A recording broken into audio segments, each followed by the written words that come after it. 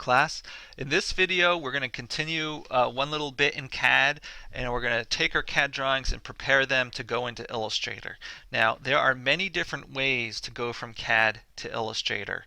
The way I like to do it most of the time is to print a PDF, which I think is a good philosophy for almost any time you want to make a drawing, send a drawing to someone, or even potentially switch it between softwares almost universally. But there are other methods. Some people don't agree with me necessarily. But the way that I'm going to show you now, I think, is not only the best because it contains the line weights we just worked on, and it'll help us with scale and various other things. But the one thing we might not get into this semester, but you will in the profession, is that it is by far the best way to do it when you have to edit the drawing over time, which happens out there in the real world. You work with clients, they want to see changes, you have to go back and make it. And the method I'm going to show you, I think, is really designed primarily for that. So keep that in mind.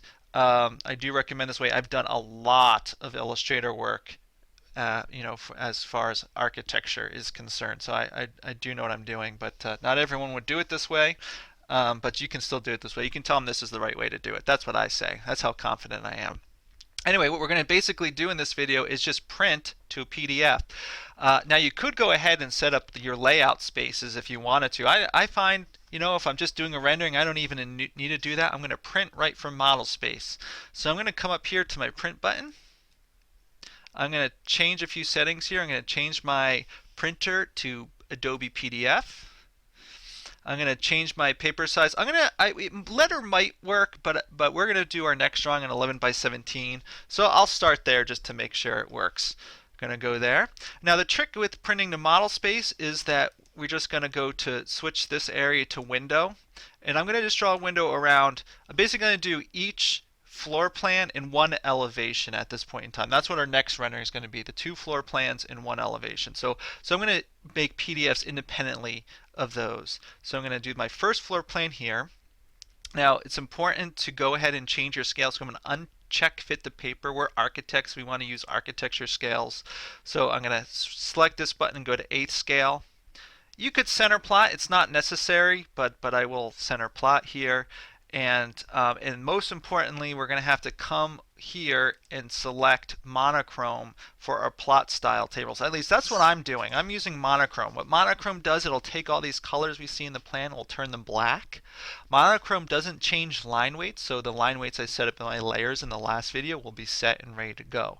Now I did say in the last video, if you are familiar with plot style tables, you could use that to do your line weights. And if that's the case, you will have to use whatever appropriate setting you need up here. It won't be monochrome in that case, but ours is monochrome. So again, that's Adobe PDF 11 by 17. Window around one plan. Make sure you set your scale and you set this to monochrome. We can always do a preview to make sure it works and it all looks good. So we can either print from here, press escape or whatever, and you say OK.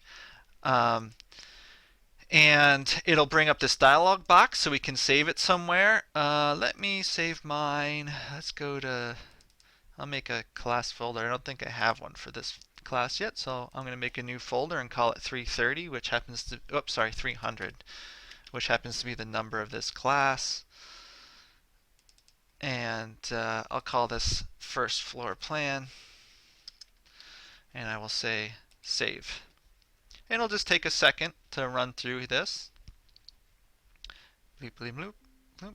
And when it's done, you can see you have a floor plan as a PDF, which are going to be vector, which I talked about in class, but it has line weights and it's to scale, and it is ready to go. And basically what you want to do is you want to do the same thing for your second floor plan. So it's going to go to print again. If your settings aren't set up to be remembered, so if it doesn't say Adobe PDF or monochrome or scale, you can always go to previous plot. It'll sort of shortcut those settings to the last one you just did.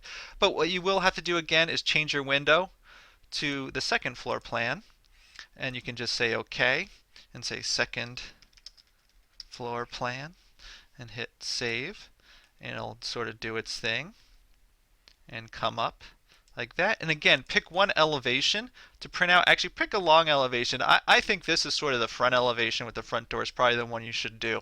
So I'm going to go One more time, again, if your settings did not stay the same, you can do print preview.